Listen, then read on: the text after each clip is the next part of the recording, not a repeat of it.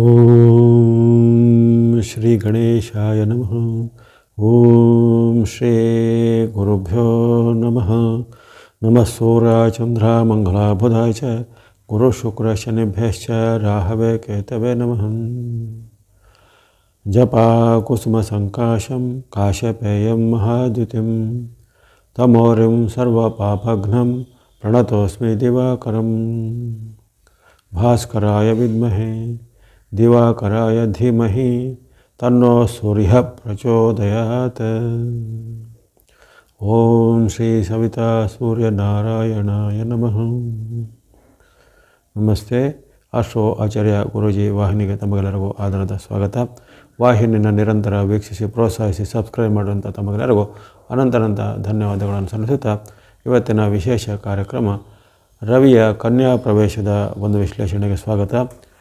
ರವಿಯ ಕನ್ಯಾ ಪ್ರವೇಶ ಅಥವಾ ಸೂರ್ಯನ ಕನ್ಯಾ ಸಂಕ್ರಾಂತಿ ಇದೆ. ಸೆಪ್ಟೆಂಬರ್ ತಿಂಗಳ 17ರಂದು ಅಲ್ಲಿ ಸೂರ್ಯನ ಕನ್ಯಾ ಪ್ರವೇಶ ಆಗುತ್ತೆ. ಸೆಪ್ಟೆಂಬರ್ 17ರ ಒಂದು ಅಂದರೆ ಕ್ಯಾಲೆಂಡರ್ ಅನುಸಾರ ಸೆಪ್ಟೆಂಬರ್ 17ರ ಒಂದು ರಾತ್ರಿ ಕಾಲದಲ್ಲಿ ಆಗುವಂಥದ್ದು. ಇನ್ನು ಈ ಪಂಚಾಂಗ ಅನುಸಾರವಾಗಿ 16ರ ರಾತ್ರಿ ಕಾಲದಲ್ಲಿ ಲೆಕ್ಕಕ್ಕೆ ಬರುತ್ತೆ. ಹಾಗಾಗಿ 17ರ ಸುಮಾರು ರಾತ್ರಿ 1:55 ಅಲ್ಲಿ ರವಿಯ ರಾಶಿ ಪರಿವರ್ತನೆ ಕನ್ಯಾ ರಾಶಿಗೆ ಸೂರ್ಯನು ಸಿಂಹದಿಂದ ಕನ್ಯಾ ರಾಶಿಗೆ ಪ್ರವೇಶ ಮಾಡುವಂಥ ಘಟನೆ ಜರುಗುತ್ತೆ. ಪ್ರತಿ ತಿಂಗಳು ಸೂರ್ಯನು ತನ್ನ ರಾಶಿ ಪಥವನ್ನು ಬದಲಿಸ್ತಾನೆ. ಆಯಾ ತಿಂಗಳಿಗೆ ಅನುಸಾರವಾಗಿ ಯಾವ ರಾಶಿಯನ್ನು ಪ್ರವೇಶಿಸ್ತಾನೋ ಆ ರಾಶಿ ಪ್ರವೇಶದ ನಂತರ ಬಂತಹ ತಿಂಗಳನ್ನು ಅದೇ ಹೆಸರಿನಿಂದ ಹೇಳ್ತಾರೆ. ಉದಾಹರಣೆಗೆ ಸಿಂಹರಾಶಿಗೆ ಪ್ರವೇಶಿಸಿ ಬಂದಂತಹ ನಂತರದ ಒಂದು ತಿಂಗಳು ಸಿಂಹ ಮಾಸವು, ಸೂರ್ಯನು ಕನ್ಯಾ ರಾಶಿಗೆ ಪ್ರವೇಶಿಸಿದ ಮಾರನೆಯ ದಿನದಿಂದ ಆ ತಿಂಗಳನ್ನು ಒಂದು ತಿಂಗಳು ಪೂರ್ತಿ ಕನ್ಯಾ ಮಾಸ ಎಂದು ಕರೆಯುವಂಥ ಪದ್ಧತಿ. ಹೀಗೆ ಚಾಂದ್ರಮಾನ ಹಾಗೂ ಸೌರಮಾನ ಎರಡೂ ಪದ್ಧತಿಗಳ ಒಂದು ಆಚರಣೆ ನಮ್ಮ ದೇಶದಲ್ಲಿ ಪುರಾತನ ಕಾಲದಿಂದಲೂ ಇರುತ್ತೆ. ಸೂರ್ಯನು ಜಗತ್ಪಿತಾ ಸ್ವರೂಪ, ಜಗದಾತ್ಮ ಸ್ವರೂಪ, ಜಗತ್ತಿಗೆ ಸರ್ವಶಕ್ತಿಗಳ ಮೂಲ. ಇತರ ಎಲ್ಲ ಗ್ರಹಗಳು ಸೂರ್ಯನ ಅಧೀನದಲ್ಲಿ ಅಥವಾ ನಿಯಂತ್ರಣದಲ್ಲಿ ಇರುತ್ತದೆ ಅನ್ನೋದನ್ನು ಆಗಿನ ಒಂದು ಜ್ಯೋತಿಷ್ಯದ ಗ್ರಂಥಾದಿಗಳಲ್ಲೇ ಉಲ್ಲೇಖ ಮಾಡಿದ್ದಾರೆ. ಆತನು ಗ್ರಹಗಳ ರಾಜ, ಆತನು ಗ್ರಹಗಳ ಚಕ್ರವರ್ತಿ, ಗ್ರಹಗಳ ನಿಯಂತ್ರಕ ಅಂತ ಹೇಳಿ. ಹಾಗಾಗಿ ಈ ನಮ್ಮ ವೈಜ್ಞಾನಿಕವಾಗಿ ಬರುವಂತಹ ಒಂದು ಕೆಲವು ವಿಶೇಷವಾದ ಹೇಳಿಕೆಗಳು ಅಥವಾ ವೈಜ್ಞಾನಿಕವಾದ ಕೆಲವು ವಿಚಾರಗಳಿಗೂ ಆ ಜ್ಯೋತಿಷ್ಯದಲ್ಲಿ ಅಲ್ಲಿ ಸಾವಿರಾರು ವರ್ಷಗಳ ಹಿಂದೆ ಅಥವಾ ಯುಗಾಂತರಗಳ ಹಿಂದೆ ಹೇಳಿದಂತಹ ಒಂದು ಜ್ಯೋತಿಷ್ಯದ ವಿಚಾರಕ್ಕೂ ಹಲವಾರು ಅಲ್ಲಿ ಸಾಮ್ಯತೆಗಳು ಬರ್ತವೆ. ಅಲ್ಲಿ ಜಗದಾತ್ಮ ಸ್ವರೂಪ, ಜಗತ್ತಿಗೆ ಶಕ್ತಿ ಮೂಲದ ಸ್ವರೂಪ, ಜಗತ್ತಿಗೆ ಸತ್ಯ, ಧರ್ಮ, ನ್ಯಾಯ ಇತ್ಯಾದಿಗಳು ಸಹ ಅದಕ್ಕೆ ಕಾರಕ. ಆತನು ಪಿತೃಶಕ್ತಿ, ಜಗತ್ತಿಗೆ ಒಂದು ಪಿತಾಶಕ್ತಿ ಆಗಿದ್ದಾನೆ ಸೂರ್ಯ. ಹಾಗೆ ಸೂರ್ಯನನ್ನು ಇರುವಿಕೆಯನ್ನು ನಾವು ಇಲ್ಲದೆ ಈ ಜಗತ್ತನ್ನು ಊಹೆ ಮಾಡಲಿಕ್ಕೂ ಸಾಧ್ಯ ಇಲ್ಲ. ಆತನು ಇಲ್ಲಿ ಎಲ್ಲ ಒಂದು ಜೀವಿಗಳಿಗೆ, ಚರಾಚರಗಳಿಗೆ, ಚರ ಮತ್ತು ಆಚಾರ ಅಲ್ಲಿ ನೆನಪಿಟ್ಕೊಳ್ಳುವಂಥದ್ದು ಬರೇ ನಾವು ಗಮನದಲ್ಲಿಟ್ಕೊಳ್ಳೋದು ಕೇವಲ ಈ ಜೀವಂತ ಇರುವಂಥ ಜೈವಿಕ ವಸ್ತುಗಳು. ಆ ಜೈವಿಕ ವಸ್ತುಗಳಷ್ಟೇ, ನಮಗೆ ಗೊತ್ತಿಲ್ಲದಂತೆ ಎಲ್ಲ ವಸ್ತುಗಳಲ್ಲೊಂದು ಜೀವಾಂಶ ಇದ್ದಿರುತ್ತೆ. ಅದನ್ನು ನಾವು ನಿರ್ಜೀವ ಎಂದು ನಾವು ಕರೆಯುತ್ತೇವೆ ಹೊರತು ಅಲ್ಲಿ ಆ ಎಲ್ಲ ಚರ ಮತ್ತು ಅಚರಗಳಿಗೂ ಅಲ್ಲಿ ಸೂರ್ಯನು ಕಾರಕನು. ಅವೆಲ್ಲ ಇರುವಿಕೆಗೆ, ಅವುಗಳ ವಿಕಾಸಕ್ಕೆ, ಅವುಗಳ ಉಗಮಕ್ಕೆ, ಕೊನೆಗೆ ಅವೆಲ್ಲವೂ ಅಲ್ಲಿ ಸೂರ್ಯನಲ್ಲೇ ಲೀನ ಆಗತ್ತೆ ಅನ್ನೋದನ್ನು ಸಹ ಈ ಒಂದು ಶಾಸ್ತ್ರದಲ್ಲೆಲ್ಲ ಹೇಳಿರ್ತಾರೆ. ಅಂದರೆ ಆ ಸೂರ್ಯನು ಎಲ್ಲವನ್ನು ತನ್ನಲ್ಲಿ ಇಟ್ಟುಕೊಳ್ಳುವಷ್ಟು ಆತನಲ್ಲಿ ಶಕ್ತಿ ಇದೆ. ಈ ಸಮಸ್ತ ಬ್ರಹ್ಮಾಂಡವನ್ನು ತನ್ನಲ್ಲಿ ಅರಗಿಸಿಕೊಳ್ಳುವಷ್ಟು ಆತನಲ್ಲಿ ಶಕ್ತಿ ಇದೆ ಅಂತಂದ ಅದೇ ಪುರಾಣಗಳಲ್ಲಿ ಉಲ್ಲೇಖವಾಗಿದೆ. ಹಾಗಾಗಿ ಇದನ್ನೆಲ್ಲ ನಾವು ಸೌರಮಂಡಲ ಎಂದು ವೈಜ್ಞಾನಿಕವಾಗಿ ಸೌರಮಂಡಲ ಅಥವಾ ಸೋಲಾರ್ ಸಿಸ್ಟಮ್ ಎಂದು ಕರಿತೇವೆ. ಸೂರ್ಯನಿಗೆ ಸುತ್ತು ಬರ್ತಾ ಇರ್ತವೆ. ನಮ್ಮ ಭೂಮಿಯನ್ನು ಸೇರಿ ಇತರೆಲ್ಲ ಗ್ರಹಗಳು ಸೂರ್ಯನಿಗೆ ಪ್ರದಕ್ಷಿಣೆ ಬರುವಂಥದ್ದು. ಇವೆಲ್ಲ ಒಂದು ವಿಚಿತ್ರವಾದ ನಿಯಮಗಳು, ವಿಚಿತ್ರವಾದ ಒಂದು ಸೃಷ್ಟಿ. ಇದನ್ನು ಇಂತಹ ಒಂದು ಸೃಷ್ಟಿಯನ್ನು ಮಾಡಿದವರು ಯಾರು ಅಂತ ಅನ್ನೋದು ವಿಜ್ಞಾನಕ್ಕೆ ಸಹ ಒಂದು ನಿಲುಕದ ಒಂದು ವಿಚಾರ ಆಗಿರುತ್ತೆ. ಹಾಗಾಗಿ ಇಂಥ ಒಂದು ಈ ವ್ಯವಸ್ಥೆಗಳಲ್ಲಿ ಅದಕ್ಕೆ ಇರತಕ್ಕಂಥ ದೂರಗಳು, ಪರಸ್ಪರ ಒಂದಕ್ಕೊಂದು ಡಿಕ್ಕಿಯಾಗದಂತೆ ಅಲ್ಲಿ ನಡೆಯುವಂಥ ಅವುಗಳ ಒಂದು ಚಲನೆಗಳು, ಜೊತೆಗೆ ಅನೇಕ ರೀತಿಯ ವಿಸ್ಮಯಕರದ ಪ್ರತಿಯೊಂದು ಗ್ರಹಗಳಲ್ಲಿ ಇರತಕ್ಕಂಥ ಬೇರೆ ಬೇರೆ ರೀತಿಯ ಒಂದು ವಾತಾವರಣ, ಇವೆಲ್ಲವೂ ಅಲ್ಲಿ ಆ ಒಂದು ಸೂರ್ಯನ ಒಂದು ಅಧೀನದಲ್ಲಿರುವಂಥ 9 ಗ್ರಹಗಳು. ಹಾಗಾಗಿ ಸೂರ್ಯನು ಜಗದಾತ್ಮ ಸ್ವರೂಪ, ಜಗತ್ ಪಿತಾ ಸ್ವರೂಪ, ಜಗತ್ ನಿಯಂತ್ರಕ, ಸರ್ವಶಕ್ತಿಗೂ ಮೂಲ. ನಾವು ಬೇರೆ ಬೇರೆ ರೀತಿಯ ಶಕ್ತಿಗಳನ್ನು ಉಪಯೋಗ ಮಾಡ್ತೇವೆ. ಅಲ್ಲಿ ಕರೆಂಟನ್ನು ಈಗ ಬೇರೆ ಬೇರೆ ಮೂಲಗಳಿರ್ತವೆ. ಉದಾಹರಣೆಗೆ ಜಲ ವಿದ್ಯುತ್ ಅಂತ, ಪರಮಾಣು ವಿದ್ಯುತ್ ಅಂತ, ಸೌರ ವಿದ್ಯುತ್ತು ಅಥವಾ ಪವಮಾನ ವಿದ್ಯುತ್ತು, ಈ ರೀತಿ ಬೇರೆ ಬೇರೆ ಅದರ ಪರಿವರ್ತನೆಗಳನ್ನು ಮಾಡ್ತೇವೆ. ಆದರೆ ಆ ಪರಿವರ್ತನಾಶೀಲವಾದ ಶಕ್ತಿಗಳಿಗೆ ಮೂಲ ಎಲ್ಲಿಂದ ಬಂತಂದರೆ ಅಲ್ಲಿ ಸೂರ್ಯನ. ಎಲ್ಲರ ಒಂದು ಮೂಲ ಹುಡುಕಿದಾಗ ಆ ಶಕ್ತಿ ಮೂಲನೇ ಅದೇ ಆ ಸೂರ್ಯ ಆ ಸ್ವರೂಪ. ಜೊತೆಗೆ ಆತ್ಮ ಪರಮಾತ್ಮ ಅಂತ ಹೇಳ್ತೀವಿ. ಹಾಗಾಗಿ ಇಲ್ಲಿನ ಎಲ್ಲ ಜೀವಿಗಳಿಗೂ ಅವನು ಆತ್ಮ ಸ್ವರೂಪನಾಗಿದ್ದಾನೆ.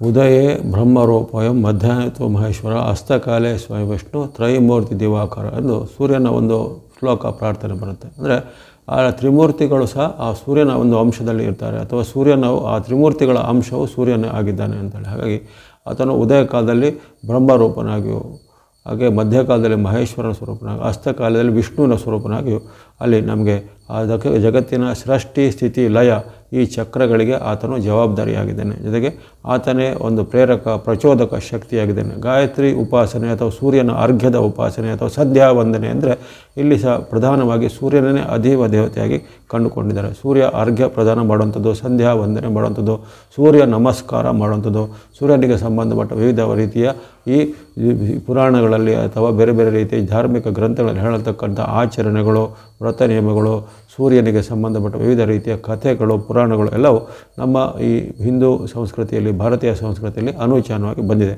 ಹಾಗಾಗಿ ಸೂರ್ಯನ ಪ್ರಾಧಾನ್ಯತೆಯನ್ನು ಸಹಸ್ರಾರು ವರ್ಷಗಳ ಹಿಂದೆಯೇ ನಮ್ಮ ಋಷಿಮುನಿಗಳು ಸಾರಿದ್ದಾರೆ. ಸೂರ್ಯನ ಶಕ್ತಿಯನ್ನು ಅವರೆಲ್ಲ ಕಂಡುಕೊಂಡಿದ್ದಾರೆ. ಸೂರ್ಯನಿಂದ ಆಗತಕ್ಕಂಥ ಬೇರೆ ಬೇರೆ ರೀತಿಯ ಪ್ರಯೋಜನಗಳು. ಇನ್ನು ಜ್ಯೋತಿಷ್ಯ ಶಾಸ್ತ್ರದಲ್ಲಿ ಆತನ ಒಂದು ಇರುವಿಕೆ, ಒಂದು ನಿಮ್ಮ ಜನ್ಮ ಕುಂಡಲಿಯಲ್ಲಿ ಇರತಕ್ಕಂತಹ ಸೂರ್ಯ ರಾಶಿ ಸಹ ಬಹಳ ಒಂದು ಪ್ರಧಾನ ಪಾತ್ರ ವಹಿಸುತ್ತೆ. ಜೊತೆಗೆ ಸೂರ್ಯನು ಇರತಕ್ಕಂಥ ಒಂದು ಆತನ ಸ್ಥಳಗಳು, ಆತನ ಯುತಿಗಳು, ಅಥವಾ ಸೂರ್ಯ ಮತ್ತು ಬುಧ ಬಂದಾಗ ಬುಧಾದಿತ್ಯ ಯೋಗ ನಿರ್ಮಾಣ ಆಗುವಂತೆ, ಜೊತೆಗೆ ಸೂರ್ಯ ಮತ್ತು ಅಲ್ಲಿ ಶುಕ್ರ ಬಂದಾಗ ಇನ್ನೂ ರೀತಿಯ ಬೇರೆ ಬೇರೆ ರೀತಿಯ ಯೋಗ ಬಲಗಳು ನಿರ್ಮಾಣ ಆಗುತ್ತೆ. ಈ ರೀತಿ ಹಲವಾರು ಈ ಯೋಗದ ಕುಂಡಲಿಯ ಸಂಕೇತಗಳನ್ನು ಈ ಸೂರ್ಯನ ವಿಚಾರವಾಗಿ ಹೇಳಿದ್ದಾರೆ. ಅಲ್ಲದೆ ಸೂರ್ಯನ ದಶೆ ಬಂದಾಗ ಬರುವಂಥ ಫಲಗಳು, ಜೊತೆಗೆ ಸೂರ್ಯನಿಂದ ಇತರ ಗ್ರಹಗಳು ನೋಡಲ್ಪಟ್ಟಾಗ ಕೂಡಲ್ಪಟ್ಟಾಗ ಬರುವಂಥ ಫಲಿತಾಂಶಗಳು, ಅದಕ್ಕೂ ಬಹಳ ಪ್ರಾಧಾನ್ಯತೆ ಇದ್ದೇ ಇರುತ್ತೆ. ಹಾಗಾಗಿ ಜ್ಯೋತಿಷ್ಯದಲ್ಲಿ ಸೂರ್ಯನ ಚಲನೆ ಅನೇಕ ರೀತಿಯ ಒಂದು ಪರಿವರ್ತನಾಶೀಲವಾದ. ಈ ಬಾರಿ ಅಲ್ಲಿ ಕನ್ಯಾ ರಾಶಿಗೆ ಪ್ರವೇಶ ಆಗೋದು ಸೆಪ್ಟೆಂಬರ್ 16ರ ರಾತ್ರಿ, ಅಂದರೆ ಕ್ಯಾಲೆಂಡರ್ ಲೆಕ್ಕಕ್ಕೆ ಸೆಪ್ಟೆಂಬರ್ 17ರ ರಾತ್ರಿ 1:55 ಅಲ್ಲಿ ಸೂರ್ಯನ ಪರಿವರ್ತನೆ ಆಗುತ್ತೆ. 1 ತಿಂಗಳ ಕಾಲ ಮುಂದೆ ಅಕ್ಟೋಬರ್ ತಿಂಗಳವರೆಗೂ ಅಲ್ಲಿ ಅಕ್ಟೋಬರ್ 16ರವರೆಗೂ ಅಲ್ಲಿ ಇರುವಂಥದ್ದು. ಆ ಕನ್ಯಾ ಮಾಸವು ತನ್ನದೇ ಆದ ವಿಶೇಷವಾದ ಮಹತ್ವವನ್ನು ಹೊಂದಿದೆ. ಚಾತುರ್ಮಾಸಗಳಲ್ಲಿ ಒಂದು ಮಾಸವಾದಂತಹ ಈ ಕನ್ಯಾ ಮಾಸದಲ್ಲಿ ಸೂರ್ಯನು ಇದ್ದಾಗ ಅಲ್ಲಿ ಅನೇಕ ರೀತಿಯ ಉತ್ತಮ ಪ್ರಯೋಜನಗಳಾಗ್ತವೆ. ಜೊತೆಗೆ ಹಲವಾರು ಪರಿಸ್ಥಿತಿಯಲ್ಲಿ ಆಗುವಂಥ ಬದಲಾವಣೆಗಳಿಗೂ ಸಹ ಕಾರಣ ಆಗ್ತವೆ. ಬದಲಾವಣೆಗಳಂದರೆ ವಿಶೇಷವಾಗಿ ಅಲ್ಲಿ 2-3 ತಿಂಗಳುಗಳಿಂದ ಬಂದಂತಹ ಮಳೆಗಾಲ ಅಥವಾ ವರ್ಷಾಕಾಲದ ಮಳೆಗಳಿಂದ ಅಲ್ಲಿ ಕನ್ಯಾ ಮಾಸದಲ್ಲಿ ಆದಂತಹ ದೇಹದಲ್ಲಿ ವಿಶೇಷವಾಗಿ ಶೀತ ಮತ್ತು ಕಫಗಳ ಒಂದು ಅಲ್ಲಿ ಪ್ರಾರಂಭ ಜಾಸ್ತಿ ಇರುತ್ತೆ. ಜೊತೆಗೆ ಥಂಡಿ ಅಥವಾ ಈ ವಾತದ ರೋಗಗಳಿಂದ ಕೆಲವರಿಗೆ ತೊಂದರೆಗಳು ಬರುವಂಥದ್ದು. ಜೊತೆಗೆ ಅನೇಕ ರೀತಿಯ ವಾತಾವರಣದಲ್ಲಿ ಬೇರೆ ರೀತಿಯ ಸಸ್ಯ ಸಂಕುಲಗಳು ಈಗ ಪ್ರವರ್ಧಮಾನಕ್ಕೆ ಬರ್ತವೆ. ಅಂದರೆ ಆ ಬೆಳೆಗಳು ಅಂತ ಹೇಳ್ತಾನೆ, ಬೇರೆ ರೀತಿಯ ಧಾನ್ಯಗಳ ಬೆಳೆಗಳು, ಧಾನ್ಯಗಳನ್ನು ಈಗ ಬಿತ್ತಿದ್ದು ಈಗ ಬೆಳೆಗೆ ಸಿದ್ಧವಾಗಿ ಬರುವಂಥದ್ದು. ಜೊತೆಗೆ ಈ ಕಾಲದಲ್ಲಿ ಅಲ್ಲಿ ಮಳೆ ಆಗುತ್ತೆ. ಅಲ್ಲಿ ಸೂರ್ಯನು ಅಲ್ಲಿ ಕನ್ಯಾ ರಾಶಿಯಲ್ಲಿ ಇರುವಂಥ ಉತ್ತರ ನಕ್ಷತ್ರ ಬರುತ್ತೆ. ಜೊತೆಗೆ ಚಿತ್ರಾ ನಕ್ಷತ್ರದ ಮಳೆ ಬರುವಂಥದ್ದು ಎಲ್ಲ ಇರುತ್ತೆ. ಉತ್ತರ, ಹಸ್ತ, ಚಿತ್ರ ನಂತರದ ಮಳೆಗಳೆಲ್ಲ ಬರುವಂಥದ್ದು. ಈ ಮಳೆಗಳು ಸಹ ಅಲ್ಲಿ ಅನೇಕ ರೀತಿಯ ಪರಿಸರದ ಪ್ರಭಾವಗಳನ್ನು ಅಲ್ಲಿ ಬೀರುವಂಥದ್ದೆಲ್ಲ ಇರುತ್ತೆ. ಹಾಗಾಗಿ ಈ ಬಾರಿ ಅಲ್ಲಿ ಕನ್ಯಾ ರಾಶಿಗೆ ಪ್ರವೇಶವಾಗಲಿ ಬುಧ ಮತ್ತು ಆದಿತ್ಯರ ಒಂದು ಸಂಗಮ ಆಗುತ್ತೆ. ಬುಧಾದಿತ್ಯರು ಕನ್ಯಾ ರಾಶಿಯಲ್ಲಿ ಸಂಗಮ ಹೋಗ್ತಾರೆ. ಬುಧನು ಅಲ್ಲಿ ಕನ್ಯಾ ರಾಶಿಗೆ ಅಧಿಪತಿಯಾಗಿದ್ದಾನೆ. ಹಾಗಾಗಿ ಬುಧಾದಿತ್ಯ ಯೋಗ ನಿರ್ಮಾಣ ಆದಾಗ ಅನೇಕ ರೀತಿಯ ಉತ್ತಮ ಪ್ರಯೋಜನಗಳು ಈ ಪ್ರಕೃತಿಯಲ್ಲೂ ಪರಿಸರದಲ್ಲೂ ಆಗುತ್ತೆ. ಜೊತೆಗೆ ವ್ಯಾಪಾರ, ಉದ್ಯಮ ಇತ್ಯಾದಿಗಳಿಗೂ ಹಣಕಾಸುಗಳಿಗೂ ಸಹ ಒಂದು ಸಹಾಯ ಆಗುತ್ತೆ. ಧಾರ್ಮಿಕವಾದ ಸಹಾಯ ಆಗುತ್ತೆ. ಸೂರ್ಯನು ಧರ್ಮಕ್ಕೆ ಒಂದು ಅಧಿದೇವತೆ ಅಂತೇಳಿ ಸತ್ಯ ಧರ್ಮ ದೃಷ್ಟೇ ಅಂತ ಹೇಳ್ತೇವೆ. ಹಿರಣ್ಮಯನ ಪಾತ್ರೆಯನ್ನು ಸತ್ಯ ಸ್ಥಾಪಿತ ಮುಗಂ ತತ್ವಂ ಪೂಷಣ್ ಅಪವರ್ಣ ಸತ್ಯ ಧರ್ಮ ದೃಷ್ಟೇ ಅಂತ ಉಪನಿಷತ್ತುಗಳಲ್ಲಿ ವರ್ಣನೆ ಬರುತ್ತೆ. ಯಾಕಂದರೆ ಆತನು ಈ ಒಂದು ನಮ್ಮ ಜಗತ್ತಿಗೆ ಸತ್ಯವನ್ನು, ಧರ್ಮವನ್ನು ಒಂದು ಕೊಡುವಂಥ ಅಧಿದೇವತೆ ಆಗಿದ್ದಾನೆ. ಹಾಗಾಗಿ ಈ ಕನ್ಯಾ ರಾಶಿಯಲ್ಲಿ ಬಂದಾಗ ಅನೇಕ ರೀತಿಯ ಧಾರ್ಮಿಕವಾದ ಜಾಗೃತಿ, ರಾಜಕೀಯವಾದ ಉನ್ನತಿ, ಸಾಮಾಜಿಕವಾದ ಉನ್ನತಿಗಳಾಗ್ತವೆ. ಅನೇಕ ರೀತಿಯ ಪರಿವರ್ತನೆಗಳು ಆಗ್ಬೋದು. ಇನ್ನು ಈ ಜಗತ್ತಿಗೆ ಅನುಗುಣವಾಗಿ ಅನೇಕ ರೀತಿಯ ಉತ್ತಮವಾದ ಬೆಳವಣಿಗೆಗಳು ಧರ್ಮದಲ್ಲೂ, ಜೊತೆಗೆ ಸಾಮಾಜಿಕದಲ್ಲೂ, ವ್ಯಾಪಾರ ಉದ್ಯಮದಲ್ಲೂ ಆಗುವಂಥದ್ದು. ಹಲವಾರು ಉದ್ಯಮಗಳು, ವಿಶೇಷವಾಗಿ ಕೃಷಿ ಕ್ಷೇತ್ರಗಳು ಈಗ ಚೇತರಿಕೆ ಆಗುತ್ತೆ. ಕೃಷಿ ಉತ್ಪನ್ನಗಳಿಗೆ ಹೆಚ್ಚಿನ ಬೆಲೆ ಬರುವಂಥದ್ದು. ಜೊತೆಗೆ ಈ 1 ತಿಂಗಳ ಅವಧಿಯಲ್ಲಿ ಅನೇಕ ರೀತಿಯ ವ್ಯಾಪಾರ, ಉದ್ಯಮ, ವಹಿವಾಟುಗಳು ಹಿಂದೆ ಸ್ವಲ್ಪ ನಿಧಾನ ಆಗಿದ್ದು ಈಗ ಸ್ವಲ್ಪ ಉತ್ತಮ ವೇಗವನ್ನು ಪಡೆಯುವಂಥದ್ದು. ಜೊತೆಗೆ ಹಿಂದೆ ಯಾರು ನಷ್ಟದಲ್ಲಿದ್ದಂಥವರಿಗೆ, ಹಲವಾರು ಕೃಷಿಕರಿಗೆ, ಉದ್ಯಮರಿಗೆ, ವ್ಯಾಪಾರಿಗಳಿಗೆ, ಹೈನುಗಾರಿಕೆ, ತೋಟಗಾರಿಕೆ ಮುಂತಾದೆಲ್ಲ ಈಗ ಅನೇಕ ರೀತಿಯ ಲಾಭದ ವಾತಾವರಣ ಆಗುವಂಥದ್ದು. ಹಾಗಾಗಿ ಸಾಂಕೇತಿಕವಾಗಿ ಈ ಕನ್ಯಾ ಮಾಸ ಸೂರ್ಯನ ಒಂದು ಕನ್ಯಾ ರಾಶಿಗೆ ಪ್ರವೇಶ, ಕನ್ಯಾ ಸಂಕ್ರಾಂತಿಯ ಫಲವಾಗಿ ಸೆಪ್ಟೆಂಬರ್ 17ರಿಂದ ಅಕ್ಟೋಬರ್ 16ರವರೆಗಿನ ಅವಧಿ ಭಾಳಷ್ಟು ಉತ್ತಮ ಪ್ರಯೋಜನವರೆಗೆ ಜಾಗತಿಕವಾಗಿ ಕಂಡುಬರುತ್ತೆ. ಅಂದರೆ ಜಗತ್ತಿಗೆ ಇದರಿಂದ ಬಹಳ ಒಳ್ಳೆಯದಾಗುವಂಥ ವಿಚಾರ ಬರುತ್ತೆ. ಏನು ರಾಶಿಗಳ ಪರಿಣಾಮ ಬೇರೆನೇ ಇರುತ್ತೆ. ಅದು ನಿಮ್ಮ ರಾಶಿಯಿಂದ ಸೂರ್ಯನಿರುವಂಥ ರಾಶಿಗೆ ಅನುಗುಣವಾದ ಒಂದು ದೂರದಿಂದ ಅಥವಾ ಅದರ ಒಂದು ಸ್ಥಾನದಿಂದ ನಿರ್ಧಾರ ಆಗುತ್ತೆ. ರಾಶಿಗಳ ಫಲ ಆದರೆ ಸಾರ್ವತ್ರಿಕ ಫಲದಲ್ಲಿ ಭಾಳ ಉತ್ತಮ ಫಲಗಳು ಬಂದಿವೆ. ಅಲ್ಲಿ ರಾಜಕೀಯವಾದ ಉತ್ತಮ ಬೆಳವಣಿಗೆಗಳು, ಪ್ರಜೆಗಳಿಗೆ ಅನುಕೂಲವಾಗುವಂಥ ಕೆಲವು ನಿರ್ಧಾರಗಳು, ಜೊತೆಗೆ ವಿವಿಧ ರೀತಿಯ ನಿಯಮಾವಳಿಗಳೆಲ್ಲ ಬದಲಾಗಿ ಜನರಿಗೆ ಸ್ವಲ್ಪ ನೆಮ್ಮದಿ ಬರುವಂಥದ್ದು. ಜೊತೆಗೆ ಸಾಂಕೇತಿಕವಾಗಿ ಆಹಾರದ ವಿಚಾರ ಇರ್ಬೋದು, ವಿಹಾರದ ವಿಚಾರ ಇರ್ಬೋದು, ಜೊತೆಗೆ ವ್ಯಾಪಾರದ ವಿಚಾರ ಇರ್ಬೋದು. ಹಾಗಾಗಿ ಎಲ್ಲವೂ ಈಗ ಚೇತರಿಕೆಯಾಗಿ ಒಂದು ರೀತಿಯ ಸ್ಟೇಬಿಲಿಟಿ ಅಥವಾ ಸ್ಥಿರತೆಯನ್ನು ಕಾಪಾಡಿಕೊಳ್ಳುವಂಥದ್ದು ಇರುತ್ತೆ. ಹಾಗಾಗಿ ಇದೊಂದು ಉತ್ತಮವಾದ ಬೆಳವಣಿಗೆ ಕನ್ಯಾ ಮಾಸದಲ್ಲಿ. ಇವೆಲ್ಲವೂ ಸಾರ್ವತ್ರಿಕ ಫಲದಲ್ಲಿ ಸೂರ್ಯನ ಒಂದು ಕನ್ಯಾ ರಾಶಿಯ ಪ್ರವೇಶದ ಒಂದು ವಿಚಾರ ಗಮನಿಸ್ತಾ ಇದ್ದು, ಇನ್ನು ನಾವು ಗಮನಿಸುವಂಥದ್ದು ರಾಶಿಗಳ ಮೇಲೆ ಯಾವ ರೀತಿ ಪ್ರಭಾವ ಅಂತೇಳಿ. ಮೊದಲನೇದಾಗಿ ಮೇಷರಾಶಿಗೆ ಈ ಒಂದು ಚಲನೆ ವರದಾಯಕವಾಗಿರುತ್ತೆ. ಅಂದರೆ ಕನ್ಯಾ ಮಾಸ ಈ ಸೆಪ್ಟೆಂಬರ್ 17ರಿಂದ ಅಕ್ಟೋಬರ್ 16ರವರೆಗೆ ಆಗುವಂಥ ಕನ್ಯಾ ಮಾಸವು ನಿಮ್ಮ ರಾಶಿಯಿಂದ ಸೂರ್ಯನು ಅಲ್ಲಿ ಷಷ್ಠದಲ್ಲಿ 6ನೇ ಸ್ಥಾನದಲ್ಲಿರ್ತಾನೆ. ಸೂರ್ಯನು ಯಾವಾಗಲೂ ತನ್ನ ರಾಶಿಯಿಂದ 3ನೇ ರಾಶಿ ಹಾಗೂ 6ನೇ ರಾಶಿ, ಜೊತೆಗೆ 10ನೇ ರಾಶಿ ಹಾಗೂ 11 ರಾಶಿ 11 3, 6, 10, 11 ಎಂಬಂಥ ಈ 4 ಕ್ಷೇತ್ರಗಳಿಗೆ ಉತ್ತಮ ಫಲವನ್ನು ಕೊಡುವಂಥ ಒಂದು ವಿಶ್ಲೇಷಣೆ ಜ್ಯೋತಿಷದಲ್ಲಿ ಕಂಡುಬರುತ್ತೆ. ಇನ್ನು ಕೆಲವು ರಾಶಿಗಳಿಗೆ ಮಿಶ್ರ ಫಲವೂ ಬರುತ್ತೆ, ಕೆಲವು ರಾಶಿಗೆ ಸ್ವಲ್ಪ ಸಂಕಷ್ಟ ಬರುತ್ತೆ. ಆದರೆ ಮೇಷರಾಶಿಯು ಅದೃಷ್ಟಶಾಲಿ ಆಗಿದ್ದು ಈ ಬಾರಿ ಸೂರ್ಯ ಭಗವಂತನಿಂದ ಆಶೀರ್ವಾದವನ್ನು ಪಡೆದಿದ್ದೀರಾ. ನಿಮಗೆ ವಿಶೇಷವಾಗಿ ಆರೋಗ್ಯದಲ್ಲಿ ಸುಧಾರಣೆ ಆಗುತ್ತೆ, ಮನಸ್ಸಲ್ಲಿ ನೆಮ್ಮದಿ, ವ್ಯಾಪಾರ ಉದ್ಯಮದಲ್ಲಿ ಪ್ರಗತಿ, ಯಾವುದಾದ್ರು ಕೆಲಸ ಕಾರ್ಯಗಳು ನಿಮಗೆ ಈಗ ಕ್ಷಿಪ್ರವಾಗಿ ಆಗುವಂಥದ್ದು, ಉದ್ಯೋಗ ಹುಡುಕುವಂಥವರಿಗೆ ಉದ್ಯೋಗ ಸಿಗುವಂಥದ್ದು, ಈಗಾಗಲೇ ಉದ್ಯೋಗದಲ್ಲಿರೋರಿಗೆ ಬಡ್ತಿ ಪ್ರಮೋಷನ್ ವೇತನ ಸಿಗುವಂಥದ್ದು, ಸರ್ಕಾರ ಮೂಲ ಕೋರ್ಟ್ ಕಚೇರಿ ಮೂಲ ಕೆಲಸ ಕಾರ್ಯಗಳು ಕ್ಷಿಪ್ರವಾಗಿ ಆಗ್ಬೋದು. ಭೂಮಿಯ ದಾಖಲೆ ಅಥವಾ ಇನ್ನಿತರ ಯಾವುದೇ ರೀತಿಯ ದಾಖಲೆ ಪತ್ರಗಳ ವಿಚಾರ ಕೇಳಿದರೆ ಅವೆಲ್ಲ ನಿಮಗೆ ಕೈ ಸೇರುವಂಥದ್ದು. ಇನ್ನು ರಾಜಕೀಯದ ಕೆಲವರಿಗೆ ಸ್ಥಾನಮಾನ ಸಿಗ್ಬೋದು, ಉನ್ನತ ಹುದ್ದೆ ಎಲ್ಲ ಸಿಗುವಂಥದ್ದು, ಅಥವಾ ಈಗಾಗಲೇ ಇದ್ದಂಥ ಹುದ್ದೆಯಲ್ಲಿ ನಿಮಗೆ ಮೇಲ್ಮಟ್ಟದ ಹುದ್ದೆಗಳು ಸಿಗುವಂಥದ್ದು. ಈ ರೀತಿ ಅನೇಕ ಉತ್ತಮ ಪ್ರಯೋಜನಗಳು ಎಲ್ಲ ವರ್ಗದವ್ರಿಗೆ ಆಗುತ್ತೆ. ಅಂದರೆ ನೀವು ಸ್ವಂತವಾಗಿ ಉದ್ಯಮ ವ್ಯಾಪಾರ ಮಾಡಿದರೆ ಉದ್ಯಮದಲ್ಲಿ ಲಾಭ ಬರುತ್ತೆ. ಉದ್ಯೋಗಿಗಳಿಗೆ ಅಂದರೆ ಯಾರು ಜಾಬ್ ಮಾಡ್ತಾಯಿದ್ದಾರೆ ಜಾಬಲ್ಲಿ ಸಹ ಪ್ರಗತಿ ಇದೆ, ಅಥವಾ ಜಾಬ್ ಹುಡುಕ್ತಾ ಇರೋರಿಗೆ ಜಾಬ್ ಈಗ ಸಿಗುವಂಥ ಅವಕಾಶ ಇರುತ್ತೆ. ಇನ್ನಾರು ಸ್ಪರ್ಧಾತ್ಮಕ ಪರೀಕ್ಷೆ ಕಾಂಪಿಟೇಟಿವ್ ಎಕ್ಸಾಮ್ ಎಲ್ಲ ಬರೆದ್ರು ಅದರಲ್ಲೂ ಸಕ್ಸಸ್ ರೇಟ್ ಭಾಳ ಉತ್ತಮವಾಗಿರುತ್ತೆ. ಆರೋಗ್ಯದಲ್ಲಿ ಸಹ ನಿಮಗೆ ಹಿಂದೆ ಇದ್ದ ಸಮಸ್ಯೆಗಳೆಲ್ಲ ನಿವಾರಣೆಗೆ ಈಗ ಉತ್ತಮವಾದ ಆರೋಗ್ಯ ಸಹ ಸುಧಾರಣೆ ಆಗುತ್ತೆ. ಮನೆಯ ವಾತಾವರಣ ಸಹ ಕೌಟುಂಬಿಕ ವಾತಾವರಣ ಸಹ ಉತ್ತಮವಾಗಿರುತ್ತೆ. ಹಾಗಾಗಿ ಒಟ್ಟಿನಲ್ಲಿ ತನು ಮನ ಧನಕ್ಕೆ ಸೂರ್ಯನ ಒಂದು ಆಶೀರ್ವಾದ ನಿಮಗೆ ಕಾರಣವಾಗಿದ್ದು ಎಲ್ಲ ಅನೇಕ ಉತ್ತಮ ಪ್ರಯೋಜನಗಳನ್ನು ನಿರೀಕ್ಷೆ ಮಾಡ್ಬೋದು. ಜೊತೆಗೆ ಈ ಕಾಲದಲ್ಲಿ ಸ್ವಲ್ಪ ಶನಿ ಮಹಾರಾಜರು ವಕ್ರಗತಿಯಿರೋ ಕಾರಣ ನಿಮಗೆ ಸಾಡೆಸಾತಿಯ ಬಾಧೆ ವೇಗ ಈಗ ಕಡಿಮೆ ಇರುತ್ತೆ. ಅಂದರೆ ಸಾಡೆಸಾತಿ ನಿಮ್ಮ ಪೂರ್ಣ ನಿವಾರಣೆ ಆಗಿಲ್ಲ, ಆದರೆ ಅದೃಷ್ಟವಶಾತಿ ಈಗ ಅದರ ವೇಗ ಕಡಿಮೆ ಆಗಿರೋ ಕಾರಣ ಸೂರ್ಯನ ಉತ್ತಮವಾದ ಪ್ರಬಲವಾದ ಕಿರಣಗಳು ನಿಮಗೆ ಉತ್ತಮವಾದ ಫಲವನ್ನು ಈಗ ಕೊಡ್ತಾ ಇದೆ. ಅದನ್ನು ಸದುಪಯೋಗ ಪಡಿಸ್ಕೊಳ್ಳೋದು. ಯಾವುದೇ ಪ್ರಮುಖವಾದ ಕೆಲಸ ಕಾರ್ಯಗಳಿಗೆ ಕೈ ಹಾಕಿದರೆ ಭಾಳಷ್ಟು ಅದರ ಯಶಸ್ಸು ಅಂದರೆ ಸಕ್ಸಸ್ ರೇಟ್ ಇದೆ. ಹಾಗಾಗಿ ಈ ಮೇಷರಾಶಿಯವರು ಈ ಕನ್ಯಾ ಮಾಸವನ್ನು ಚೆನ್ನಾಗಿ ಸದುಪಯೋಗಪಡಿಸಿಕೊಳ್ಳುವಂಥದ್ದು. ಆಸಕ್ತಿ ಇದ್ದರೆ ಕೊನೆಗಳತಕ್ಕಂಥ ಸೂರ್ಯನಿಗೆ ಸಂಬಂಧಪಟ್ಟ ಸ್ತುತಿ ಶ್ಲೋಕ ಪ್ರಾರ್ಥನೆ ಅಥವಾ ಇನ್ನಿತರ ಆಚರಣೆಗಳನ್ನು ಮಾಡ್ಬೋದು. ಇನ್ನು ವೃಷಭ ರಾಶಿಗೆ ಈ ಒಂದು ಸೂರ್ಯನ ಚಲನೆ ನಿಮ್ಮ ರಾಶಿಯಿಂದ 5ನೇ ರಾಶಿ ಆಗುತ್ತೆ. ಅಲ್ಲಿ ಕನ್ಯಾ ರಾಶಿಯು ವೃಷಭದಿಂದ ಲೆಕ್ಕ ಹಾಕಿದಾಗ 5ನೇ ರಾಶಿ. ಅಂದರೆ 5ನೇ ರಾಶಿಯಲ್ಲಿ ಮಿಶ್ರ ಫಲಗಳ ಸೂಚನೆ ಬರುತ್ತೆ. ತುಂಬ ಕಷ್ಟ ನಷ್ಟ ಅಂತೇನಿಲ್ಲ, ಆದರೆ ಕೆಲವೊಂದು ವಿಚಾರದಲ್ಲಿ ಕೌಟುಂಬಿಕ ವಿಚಾರ, ಬಾಂಧವ್ಯ ವಿಚಾರ, ಜೊತೆಗೆ ಮಾತು ನಡವಳಿಕೆ ವಿಚಾರ ಮಿಶ್ರ ಫಲಗಳು ಕಂಡು ಬರ್ತವೆ. ವಿಶೇಷವಾಗಿ ನಿಮಗೆ ಈ ಕಾಲದಲ್ಲಿ ನಿಮ್ಮ ಒಂದು ಪಾಲಕರ ಜೊತೆಗೆ ತಂದೆ ಮತ್ತು ಮಕ್ಕಳ, ತಾಯಿ ಮತ್ತು ಮಕ್ಕಳ ನಡುವೆ ಭಿನ್ನಾಭಿಪ್ರಾಯ ಬರ್ಬೋದು, ಅಥವಾ ನಿಮ್ಮ ಒಂದು ಕಿರಿಯ ಅಧಿಕಾರಿ ಅಥವಾ ಹಿರಿಯ ಅಧಿಕಾರಿಗಳ ಜೊತೆ ಭಿನ್ನಾಭಿಪ್ರಾಯ ಬರ್ಬೋದು. ಅದೇ ರೀತಿ ನೀವು ಒಂದು ಪ್ರಯಾಣ ಕಾಲದಲ್ಲಿ ಸಹ ನಿಮ್ಮ ಸಹ ಪ್ರಯಾಣಿಕರು, ಸಹೋದ್ಯೋಗಿಗಳ ಜೊತೆಗೆ ಈ ರೀತಿ ಭಿನ್ನಾಭಿಪ್ರಾಯಗಳು, ವಾಗ್ವಾದ ಕಲಹಗಳು ಈ ಕನ್ಯಾ ಮಾಸದಲ್ಲಿ ಜಾಸ್ತಿ ಬರ್ಬೋದಾಗಿದೆ. ಹಾಗಾಗಿ ಅಲ್ಲಿ ಮಾತು ಮತ್ತು ಮನಸ್ಸನ್ನು ನಿಯಂತ್ರಣ ಮಾಡ್ಕೋಬೇಕು. ಅಲ್ಲಿ ಬುಧನು ವಾಕ್ಕಾರಕನಾಗಿದ್ದಾನೆ. ಕನ್ಯಾ ರಾಶಿಯು ಬುಧನ ಒಂದು ಸ್ವಕ್ಷೇತ್ರ ಅಂತ ಎನಿಸಲ್ಪಟ್ಟಿದೆ. ಹಾಗಾಗಿ ಇಲ್ಲಿ ನೀವು ಮಾತಿನ ಬಗ್ಗೆ ನಿಗಾವನ್ನು ಇರಿಸಬೇಕು. ನಿಮ್ಮ ಮಾತೆ ನಿಮಗೆ ಮುಳುವಾಗ್ಬೋದು, ನಿಮ್ಮ ಆಡಿದ ಮಾತು ಇತರರಿಗೆ ಅದರ ಮೇಲೆ ಅಡ್ಡ ಪರಿಣಾಮ ಬೀರ್ಬೋದು. ಮಾತಿನ ಬಗ್ಗೆ ಎಚ್ಚರ ವಹಿಸಬೇಕು. ಜೊತೆಗೆ ಆದಷ್ಟು ಕಲಹಗಳು ಬರ್ತಾ ಇರ್ತವೆ, ಆ ಕಲಹಗಳು ಬರದಂತೆ ಸ್ವಲ್ಪ ಎಚ್ಚರಿಕೆ ಗಮನಿಸಬೇಕು. ಜೊತೆಗೆ ಸಣ್ಣ ಪುಟ್ಟ ಕಾರಣಗಳಿಗೆ, ಸಣ್ಣ ಪುಟ್ಟ ವಿಚಾರಗಳಿಗೆ ನೀವು ಕಲಹ ಅಥವಾ ವಾಗ್ವಾದನ ಆದಷ್ಟು ಅದನ್ನು ಅವಾಯ್ಡ್ ಮಾಡಬೇಕು ಅಂತಂದ್ರೆ ಅದನ್ನು ತಪ್ಪಿಸಬೇಕಾಗತ್ತೆ. ಅದೇ ರೀತಿ ಕೆಲವೊಂದು ವಿಚಾರದಲ್ಲಿ ನಿಮಗೆ ಈ ಸರ್ಕಾರಿ ಕೆಲಸ, ಕೋರ್ಟ್ ಕಚೇರಿ ಕೆಲಸ ಇತ್ಯಾದಿಗಳು ಸ್ವಲ್ಪ ವಿಳಂಬ ಆಗ್ಬೋದು. ಅಂದರೆ ನಿರಾಕರಣೆ ಆಗೋದಿಲ್ಲ. ನಿಮಗೆ ಗುರುಬಲ ಅಥವಾ ಇನ್ನಿತರ ಗ್ರಹಗಳ ಬೆಂಬಲ ಚೆನ್ನಾಗಿದ್ದೇ ಇರುತ್ತೆ. ಬುಧನ ಅನುಕೂಲ, ಇತರ ಗ್ರಹಗಳ ಅನುಕೂಲ ಎಲ್ಲ ಉತ್ತಮವಾಗಿರುತ್ತೆ. ಆದರೆ ಈ ಕಾಲದಲ್ಲಿ ರವಿಯಿಂದ ಆಗುವಂಥ 1 ತಿಂಗಳ ಪರಿಣಾಮದಲ್ಲಿ ಕೆಲವೊಂದು ವಿಚಾರದಲ್ಲಿ ಸ್ವಲ್ಪ ನಿಧಾನಗತಿ ಆಗ್ಬೋದು. ಕೆಲವೊಂದು ಸರ್ಕಾರಿ ದಾಖಲೆ ಇತ್ಯಾದಿ ಸಿಗಲಿಕ್ಕೆ ಸ್ವಲ್ಪ ವಿಳಂಬ ಆಗ್ಬೋದು. ಅಥವಾ ಇವತ್ತು ಸಿಗುತ್ತೆ ನಾಳೆ ಸಿಗುತ್ತೆ ಅಂದರೆ ಇನ್ನೊಂದು ವಾರನೋ ಒಂದು 10 ದಿನನೋ ನಿಮಗೆ ಲೇಟಾಗಿ ಸಿಗ್ಬೋದು. ಈ ರೀತಿ ಇಂತಹ ಅನುಭವಗಳೆಲ್ಲ ಆಗ್ಬೋದಾಗಿದೆ. ಇನ್ನು ಮನಸ್ಸಲ್ಲಿ ಸ್ವಲ್ಪ ನಕಾರಾತ್ಮಕ ಭಾವನೆ, ಮನಸ್ಸಲ್ಲಿ ಸ್ವಲ್ಪ ಆತಂಕ, ಭಯ, ಭೀತಿ ಎಲ್ಲ ಬರುತ್ತೆ. ಹಾಗಾಗಿ ಈ ಒಂದು ಕನ್ಯಾ ಮಾಸವು ನಿಮಗೆ ಸೂರ್ಯನ ವಿಚಾರ ಗಮನಿಸಿದಾಗ ಇತರ ಗ್ರಹಗಳಿಂದ ಸಿಗುವಂಥ ಶುಭ ಫಲಗಳು ಸಿಗುತ್ತೆ, ಅದಕ್ಕೇನು ಕೊರತೆ ಬರೋದಿಲ್ಲ. ಆದರೆ ಸೂರ್ಯನಿಂದ ಸಿಗುವಂಥದ್ದು ಅಷ್ಟೇನೂ ಶುಭಕರವಾಗಿರೋದಿಲ್ಲ. ಜೊತೆಗೆ ಕೆಲವೊಂದು ಸಣ್ಣ ಪುಟ್ಟ ಹಿನ್ನಡೆಗಳು, ಸಣ್ಣ ಪುಟ್ಟ ವಿಳಂಬಗಳು ಎಲ್ಲ ಆಗ್ಬೋದಾಗಿದೆ. ಹಾಗಾಗಿ ಅಲ್ಲಿ ಮನೋನಿಯಂತ್ರಣ, ವಾಕ್ ನಿಯಂತ್ರಣ, ಜೊತೆಗೆ ಬಾಂಧವ್ಯವನ್ನು ಸ್ವಲ್ಪ ಸರಿಯಾಗಿ ಇಟ್ಕೊಳ್ಳುವಂಥ ವಿಚಾರಕ್ಕೆ ಗಮನ ಕೊಡಬೇಕಾಗತ್ತೆ. ಅದರ ಹೊರತು ಹೆಚ್ಚಿನ ಏನು ಅಡ್ಡ ಪರಿಣಾಮಗಳಿಲ್ಲ. ನಿಮ್ಮ ಆರೋಗ್ಯ, ಹಣಕಾಸು, ಉದ್ಯೋಗ ಅವೆಲ್ಲ ಚೆನ್ನಾಗಿ ಇರುವಂಥದ್ದಿರುತ್ತೆ. ಆಸಕ್ತಿ ಇದ್ದರೆ ಕೊನೆಗಳಿರ್ತಕ್ಕಂಥ ಸೂರ್ಯನ ಸಂಬಂಧಿತವಾದ ಪ್ರಾರ್ಥನೆ, ಶ್ಲೋಕ ಅಥವಾ ಇನ್ನಿತರ ಆಚರಣೆಗಳನ್ನು ಮಾಡ್ಬೋದು. ಮುಂದೆ ಮಿಥುನ ರಾಶಿ. ಮಿಥುನ ರಾಶಿಗೆ ಈ ಒಂದು ಚಲನೆ ಅಷ್ಟೇನು ಉತ್ತಮವಾಗಿರೋದಿಲ್ಲ, ಸ್ವಲ್ಪ ಸಂಕಷ್ಟಕಾರಕವಾಗಿರುತ್ತೆ. ನಿಮ್ಮ ರಾಶಿಯಿಂದ ಚತುರ್ಥ ಅಥವಾ ಅರ್ಧ ಅಷ್ಟಮ 4ನೇ ಮನೆಯಲ್ಲಿರುವಂಥದ್ದು. ಹಾಗಾಗಿ ಈ ಚತುರ್ಥ ಸ್ಥಾನವು ಸ್ವಲ್ಪ ನಿಮಗೆ ಹೆಚ್ಚಿನ ಏರುಪೇರುಗಳನ್ನು ಕೊಡುತ್ತೆ. ನಿಮಗೆ ನಿರಾಶೆ ಆಗುತ್ತೆ, ಕೆಲವೊಮ್ಮೆ ಹತಾಶೆ ಆಗುತ್ತೆ, ಕಷ್ಟ ನಷ್ಟಗಳು ಬರುತ್ತೆ, ಯಾವುದೇ ಕೆಲಸ ಕಾರ್ಯಗಳು ವಿಘ್ನ ಬರುವಂಥದ್ದು. ಜೊತೆಗೆ ನಿಮ್ಮ ಬಂಧುಗಳೇ, ನಿಮ್ಮ ಮಿತ್ರರೇ ನಿಮಗೆ ವಿರುದ್ಧವಾಗುವಂಥದ್ದು, ಅಥವಾ ನಿಮ್ಮ ಸ್ವಜನರೇ ಅಂದರೆ ನಿಮ್ಮ ಮನೆಯ ಸದಸ್ಯರೇ ನಿಮ್ಮನ್ನು ವಿರೋಧಿಸುವಂಥದ್ದು, ತಂದೆ ಮಕ್ಕಳ ಮಧ್ಯೆ ವಿರೋಧ, ಬಂಧುಗಳ ವಿರೋಧ, ಅಥವಾ ಸೋದರ ಸೋದರಿಯರ ಮಧ್ಯೆ ವಿರೋಧಗಳು, ಆಸ್ತಿನೋ, ಭೂಮಿನೋ, ಹಣನೋ, ಅಂತಸ್ತನೋ, ಇನ್ಯಾವುದೋ ವಿಚಾರವಾಗಿ ಅಥವಾ ಯಾವುದೇ ಒಂದು ಸಮಾರಂಭಗಳಲ್ಲಿ ಸಹ ಹಾಗೆ ಈ ಬಂಧು ಅಥವಾ ಮಿತ್ರರ ಜೊತೆಗೆ ಭಿನ್ನಾಭಿಪ್ರಾಯಗಳು, ವೈರುಧ್ಯಗಳು ಬರ್ಬೋದು. ಜೊತೆಗೆ ನೀವು ಯಾವುದಾದ್ರೂ ಒಂದು ಆರಂಭ ಮಾಡಿದರೆ, ಯಾವುದಕ್ಕೊಂದು ಚಾಲನೆ ಕೊಟ್ಟರೆ ಅದರಲ್ಲಿ ಏನು ವಿಘ್ನಗಳು, ವಿಳಂಬಗಳು ಒಂದು ನಿಮಗೆ ನಿರಾಶೆ, ಹತಾಶೆ ಆಗುವಂಥದ್ದು.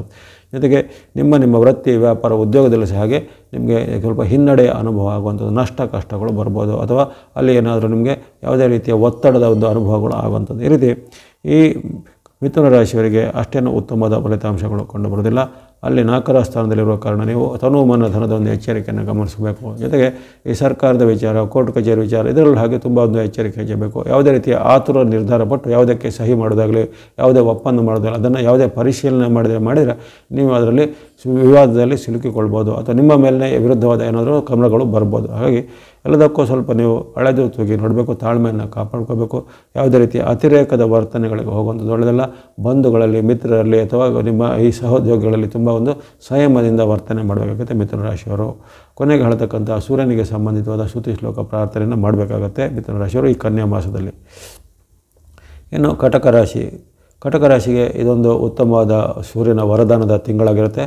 ಕನ್ಯಾ ಮಾಸದಲ್ಲಿ ಕಟಕ ರಾಶಿಯವರಿಗೆ ವಿಶೇಷವಾದ ತೃತೀಯದ ಒಂದು ಸೂರ್ಯನಿಂದ ಸಿಗುವಂಥ ಪ್ರಯೋಜನಗಳು. ನಿಮ್ಮ ರಾಶಿಯಿಂದ 3ನೇ ರಾಶಿಯಲ್ಲಿರುವಂಥ ಸೂರ್ಯನು ನಿಮಗೆ ಲಾಭವನ್ನು, ಜಯವನ್ನು, ಆರೋಗ್ಯವನ್ನು, ಸುಖವನ್ನು ಕೊಡ್ತಾನೆ. ಮನೆ, ಭೂಮಿ, ಯಂತ್ರ, ವಾಹನ ಕೊಳ್ಳುವಂಥ ಯೋಗ. ಯಾಕಂದರೆ ಕಟಕ ರಾಶಿಯವರಿಗೆ ಈ ಒಂದು ಯುಗಾದಿ ಆರಂಭದಿಂದ ಮಧ್ಯೆ ಸ್ವಲ್ಪ ಏರುಪೇರುಗಳು ಜಾಸ್ತಿನೇ ಬಂದಿತ್ತು.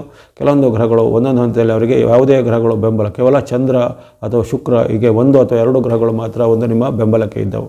ಆದರೆ ಈಗ ಈ ಕನ್ಯಾ ಮಾಸದಲ್ಲಿ ವಿಶೇಷವಾಗಿ ಗ್ರಹಗಳ ರಾಜ ಸೂರ್ಯನ ಒಂದು ಆಶೀರ್ವಾದ ಬರ್ತಾಯಿದೆ. ಅಪರೂಪಕ್ಕೆ ಬಂದಂಥ ಈ ವರ್ಷದ ಒಂದು ಅತ್ಯುತ್ತಮವಾದ ಅವಕಾಶವನ್ನು ಕಳೆದುಕೊಳ್ಬೇಡಿ. ಇದನ್ನೆಲ್ಲ ನಿಮ್ಮ ಪ್ರಮುಖವಾದ ಕೆಲಸ ಕಾರ್ಯಗಳಿಗೆ ಉಪಯೋಗ ಮಾಡಿಕೊಳ್ಳಿ. ಯಾವುದೇ ರೀತಿಯ ಭೂಮಿ ವಿಚಾರ ಇರ್ಬೋದು, ಕೋರ್ಟ್ ಕಚೇರಿ ಸಂಬಂಧಿತ ಕೆಲಸ ಕಾರ್ಯ ಇರ್ಬೋದು, ಯಾವುದೇ ಉದ್ಯಮದ ಆರಂಭ, ಉದ್ಯೋಗದ ಆರಂಭ, ಅಥವಾ ಯಾವುದೇ ಒಂದು ಪ್ರಮುಖವಾದ ಭೇಟಿಗಳನ್ನು ಮಾಡಬೇಕು, ಅದು ಇನ್ನಿತರ ಯಾವುದೇ ಶುಭ ಕಾರ್ಯಗಳ ಪ್ರಯತ್ನ ಎಲ್ಲ ಮಾಡಿದರೆ ಈಗ ಅದರಲ್ಲಿ ಉತ್ತಮವಾದ ಯಶಸ್ಸು ಖಂಡಿತ ಸೂರ್ಯ ಭಗವಂತನಿಂದ ಆಶೀರ್ವಾದ ಸಿಗುತ್ತೆ. ಉದ್ಯೋಗಿಗಳಿಗೆ ಉದ್ಯೋಗದಲ್ಲಿ ಬಡ್ತಿ, ಪ್ರಮೋಷನ್ ಸಿಗ್ಬೋದು. ಸರ್ಕಾರದ ಯಾವುದೇ ರೀತಿಯ ಹುದ್ದೆಗೆ ಅಪೇಕ್ಷೆಪಟ್ಟಂಥ ಹುದ್ದೆ ಸಿಗ್ಬೋದು. ರಾಜಕೀಯ ಮೂಲದ ಕೆಲಸ ಕಾರ್ಯಗಳು ಕ್ಷಿಪ್ರವಾಗಬಹುದು, ಅಥವಾ ಯಾರು ರಾಜಕೀಯದಲ್ಲಿದ್ದಾರೆ ಅವರಿಗೆ ಈಗ ಹೊರ ಬಂದು ಉತ್ತಮವಾದ ಸ್ಥಾನಮಾನಗಳು ಲಭ್ಯ ಆಗ್ಬೋದು. ಇನ್ನು ಕೆಲವರಿಗೆ ಮನೆ, ಭೂಮಿ, ಯಂತ್ರ, ವಾಹನ, ಉಪಕರಣ ಇತ್ಯಾದಿಯನ್ನು ಕೊಳ್ಳುವಂಥ ಯೋಗಗಳು ಈಗ ಪ್ರಾಪ್ತವಾಗುತ್ತೆ, ಅಥವಾ ಅದಕ್ಕೆ ಸಂಬಂಧಪಟ್ಟ ಏನು ವಿವಾದಗಳು, ತೊಂದರೆಗಳು ಇದ್ದರೆ ಅದು ಕ್ಲಿಯರೆನ್ಸ್ ಆಗುತ್ತೆ.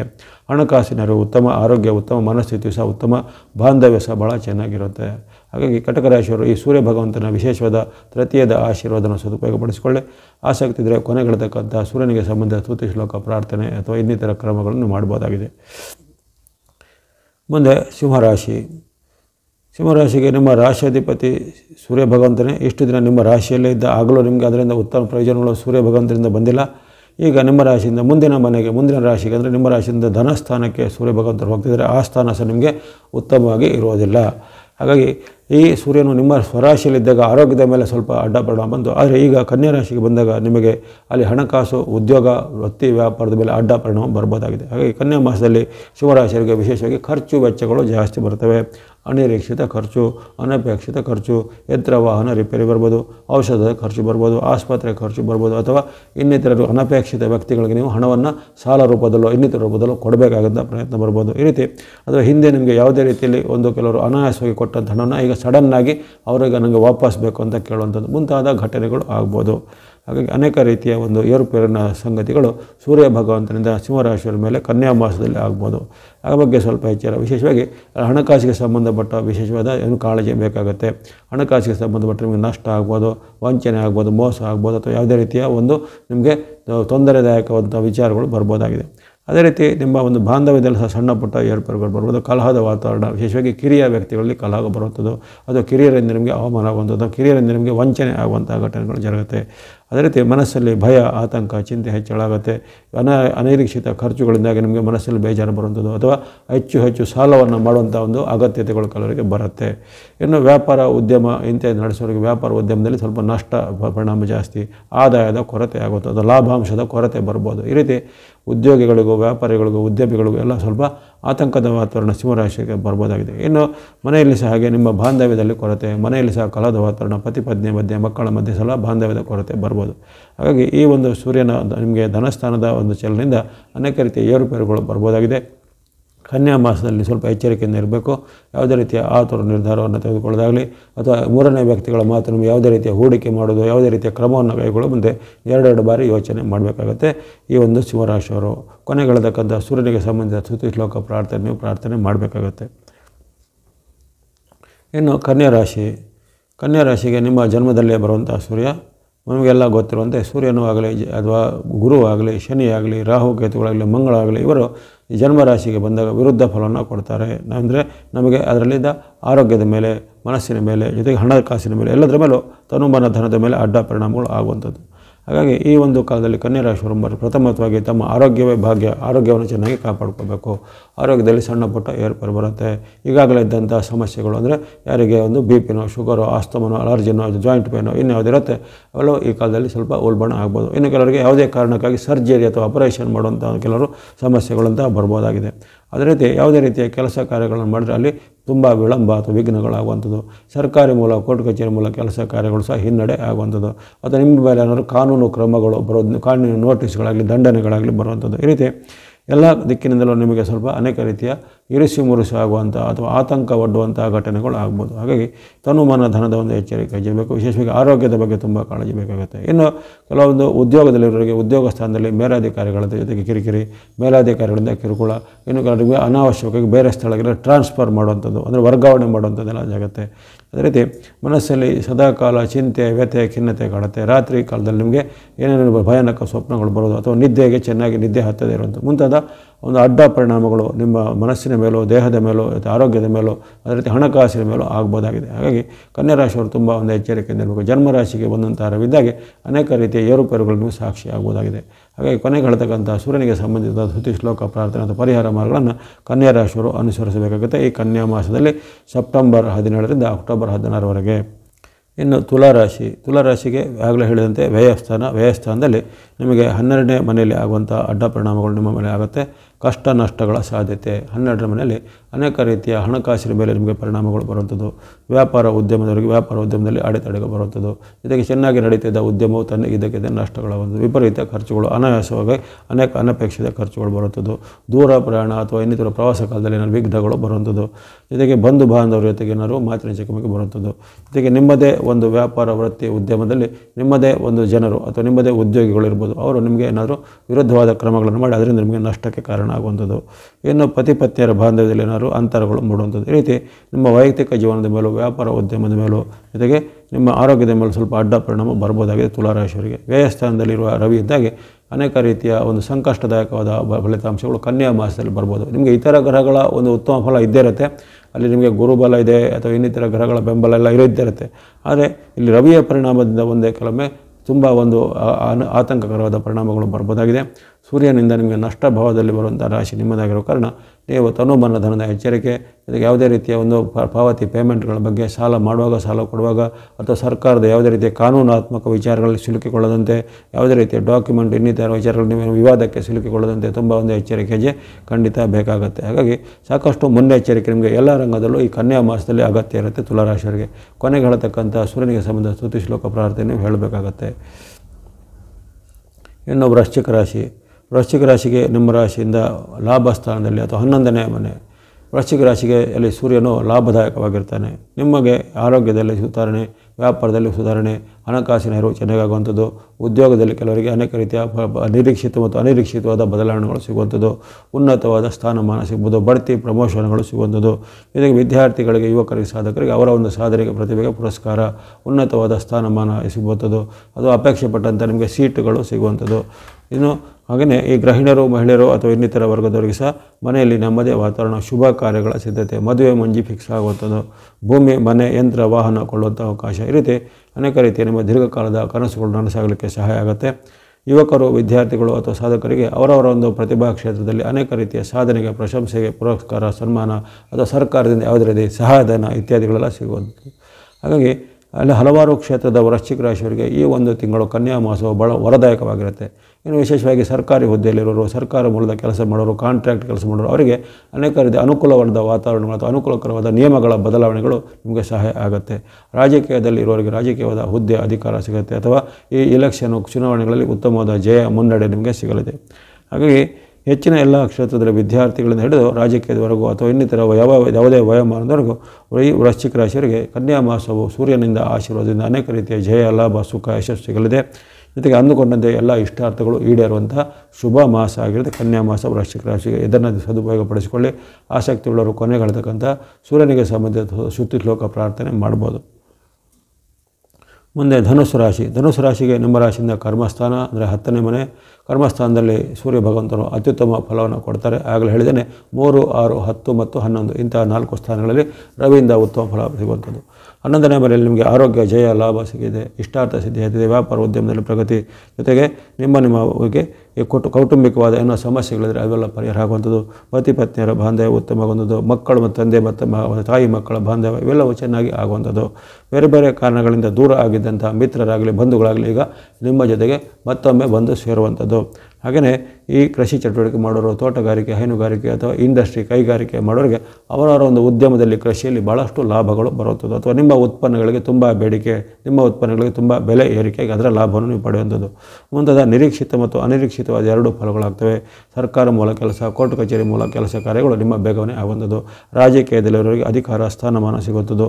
ಉದ್ಯೋಗದಲ್ಲಿರೋರಿಗೆ ಬಡ್ತಿ, ಪ್ರಮೋಷನ್ ಸಿಗುವಂಥದ್ದು. ಈ ರೀತಿ ಹಲವಾರು ಪ್ರಯೋಜನಗಳು ನಿಮಗೆ ವೈಯಕ್ತಿಕ ಜೀವನದಲ್ಲೋ ಅಥವಾ ನಿಮ್ಮ ಸಾಂಸಾರಿಕ ಜೀವನದಲ್ಲೋ, ಕೌಟುಂಬಿಕ ಜೀವನದಲ್ಲೋ ಅಥವಾ ನಿಮ್ಮ ಒಂದು ವೃತ್ತಿ ಅಥವಾ ಉದ್ಯೋಗದಲ್ಲೂ ಸಹ ಭಾಳಷ್ಟು ಪರಿವರ್ತನಾಶೀಲವಾದ ಆಶೀರ್ವಾದ ಸೂರ್ಯ ಭಗವಂತನು ಕೊಡಲಿದ್ದಾನೆ. ಹಾಗಾಗಿ ಅಪರೂಪಕ್ಕೆ ಬಂದಂತಹ ಈ ಕರ್ಮಸ್ಥಾನದ ಸೂರ್ಯ ಭಗವಂತನ ಆಶೀರ್ವಾದವನ್ನು ಸದುಪಯೋಗಪಡಿಸಿಕೊಳ್ಳುವಂಥದ್ದು.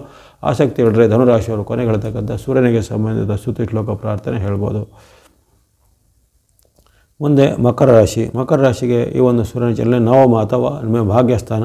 ನವಮದಲ್ಲಿ ಸೂರ್ಯ ಭಗವಂತರು ಮಿಶ್ರ ಫಲವನ್ನು ಕೊಡ್ತಾರೆ. ಆದರೆ ತುಂಬ ಏನು ನಿಮಗೆ ಕೆಟ್ಟದಾಗತ್ತೆ ಅಥವಾ ತೊಂದರೆ ಆಗುತ್ತೆ ಅಥವಾ ನಷ್ಟ ಆಗುತ್ತೆ ಅಂತೇನಲ್ಲ, ಕೆಲವೊಮ್ಮೆ ಸಣ್ಣ ಪುಟ್ಟ ಏರುಪೇರುಗಳು ಬರ್ಬೋದಾಗಿದೆ. ಹಾಗಾಗಿ ನವಮದಲ್ಲಿ ನಿಮಗೆ ಕೆಲವೊಮ್ಮೆ ಅತೃಪ್ತಿ ಕಾಡುವಂಥದ್ದು, ನಿರಾಸೆ ಕಾಡುವಂಥದ್ದು, ಕೆಲಸ ಕಾರ್ಯಗಳು ಸ್ವಲ್ಪ ವಿಳಂಬ ಆಗುವಂಥದ್ದು, ಇವತ್ತಾಗತ್ತೆ ನಾಳೆ ಆಗುತ್ತೆ ಅನ್ನೋದು 1 ವಾರನೋ 10 ದಿನದ ಸ್ವಲ್ಪ ಲೇಟಾಗಿ ಆಗುವಂಥದ್ದು.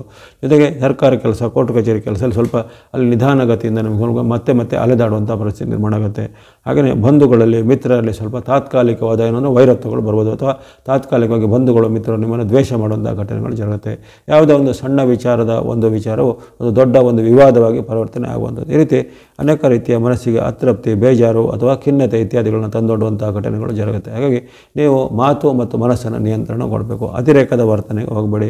ಅಥವಾ ಇತರರ ಜೊತೆಗೆ ತುಂಬ ಒಂದು ಕಲಹ ಮಾಡೋದಾಗಲಿ ಅಥವಾ ಇತರರನ್ನು ಅತಿಯಾಗಿ ದ್ವೇಷಿಸೋದಾಗಲಿ ಅಥವಾ ಅವರೊಂದು ವೈಯಕ್ತಿಕ ವಿಚಾರದ ಮೇಲೆ ಕಮೆಂಟ್ ಮಾಡೋದು, ವೈಯಕ್ತಿಕ ವಿಚಾರವನ್ನು ಮುಂದಿಟ್ಟುಕೊಂಡು ಅವರಿಗೆ ಅವಹೇಳನ ಮಾಡೋದು ಮುಂತಾದನ್ನೆಲ್ಲ ಸ್ವಲ್ಪ ನೀವು ತಪ್ಪಿಸಬೇಕಾಗತ್ತೆ. ಯಾಕಂದರೆ ಅದೇ ನಿಮಗೆ ತಿರುಗು ಬಾಣ ಆಗ್ಬೋದು ಅಥವಾ ಅದರ ಒಂದು ಅಡ್ಡ ಪರಿಣಾಮ ನಿಮ್ಮ ಮೇಲೆ ಇನ್ನೊಂದು ರೀತಿಯಲ್ಲಿ ಬರ್ಬೋದಾಗಿದೆ. ಹಾಗಾಗಿ ಈ ಕಾಲದಲ್ಲಿ ನೀವು ಸ್ವಲ್ಪ ತನು ನಿಯಂತ್ರಣ, ಮನೋನಿಯಂತ್ರಣ, ಮಾತುಗಳ ನಿಯಂತ್ರಣ, ಭಾವನೆಗಳ ನಿಯಂತ್ರಣ ಮಾಡ್ಕೋಬೇಕು.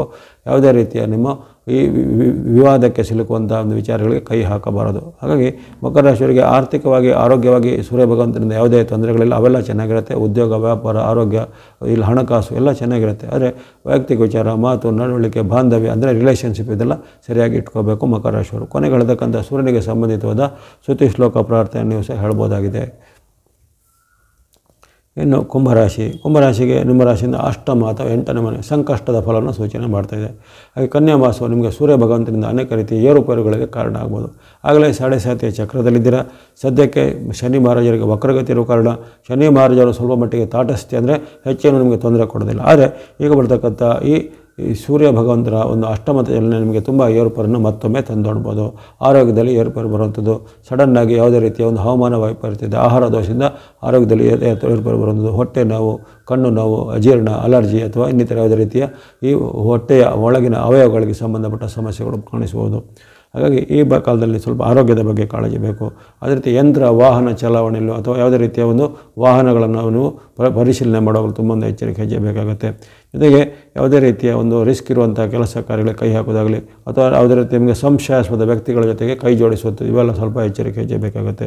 ಇನ್ನು ಯಾವುದೇ ರೀತಿಯ ಸರ್ಕಾರಿ ಮೂಲ, ಕೋರ್ಟ್ ಕಚೇರಿ ಮೂಲ ಕೆಲಸ ಕಾರ್ಯಗಳು, ಹಾಗೆ ನಿಮ್ಮ ಮೇಲೆ ಏನಾದರೂ ವಿರುದ್ಧವಾದ ಕ್ರಮಗಳು, ಕಾನೂನು ಕ್ರಮಗಳು ಬರ್ಬೋದು. ಇದರಿಂದ ನಿಮಗೆ ತುಂಬ ಅಸಮಾಧಾನ ಆಗುತ್ತೆ.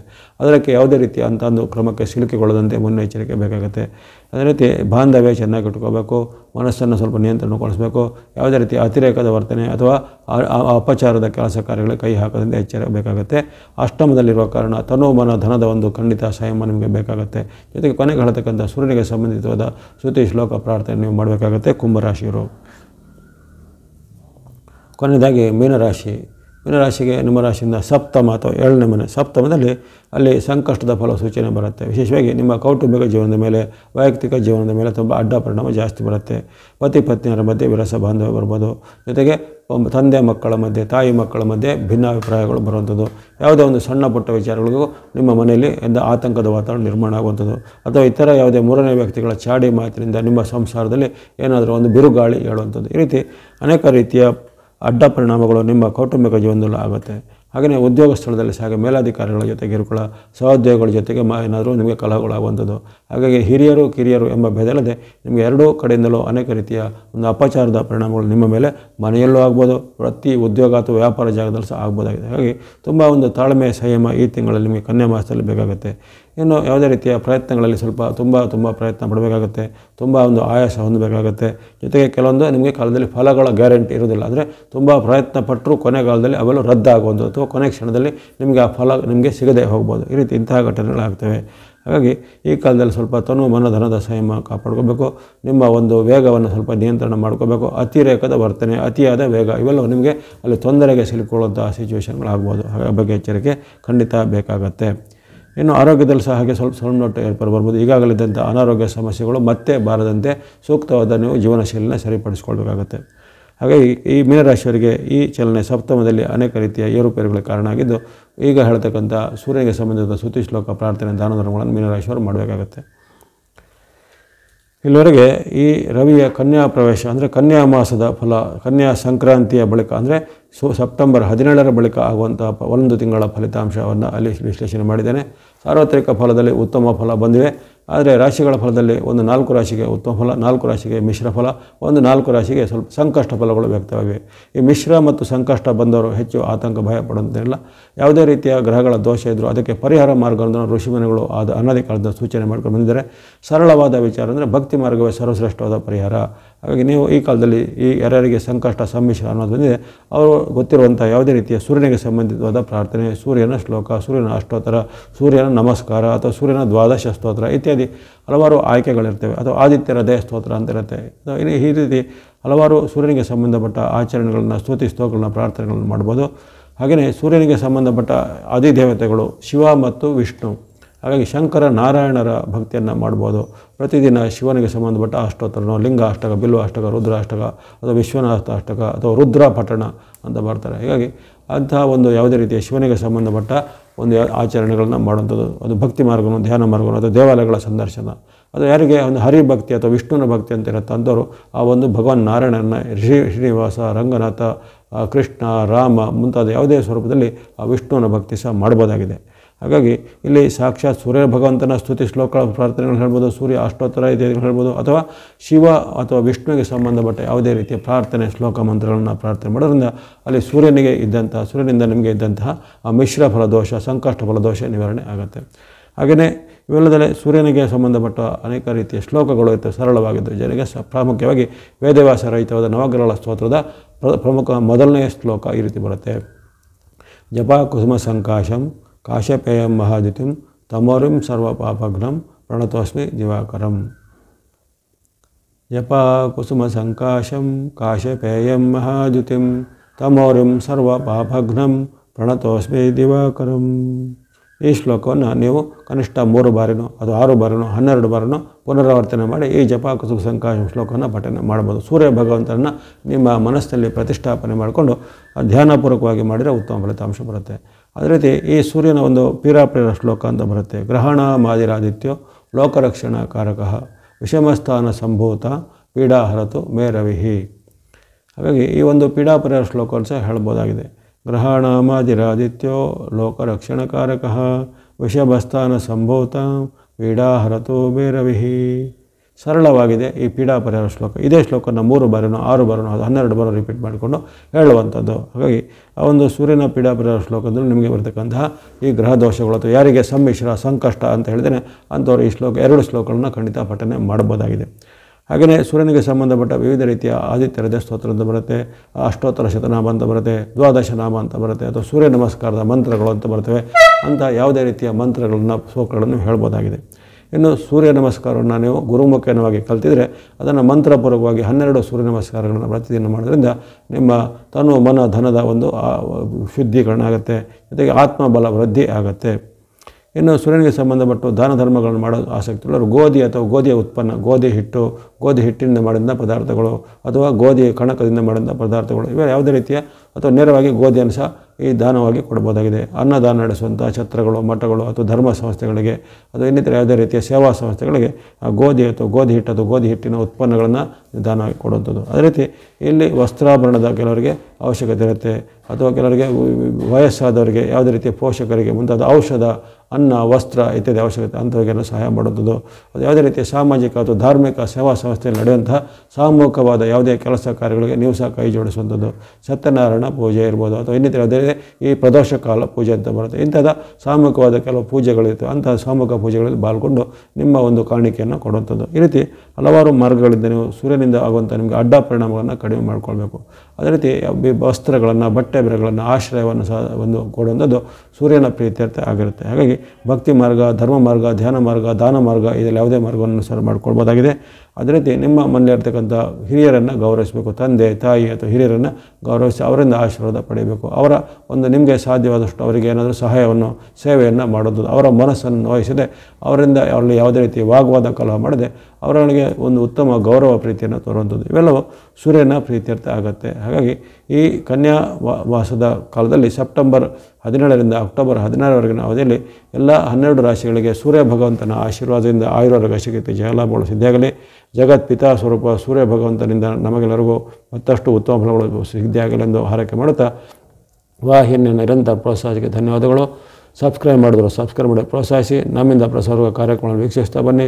ಸರ್ವೇಶಾನಾಂ ಸನ್ಮಂಗಲಾನಿ ಭವಂತು.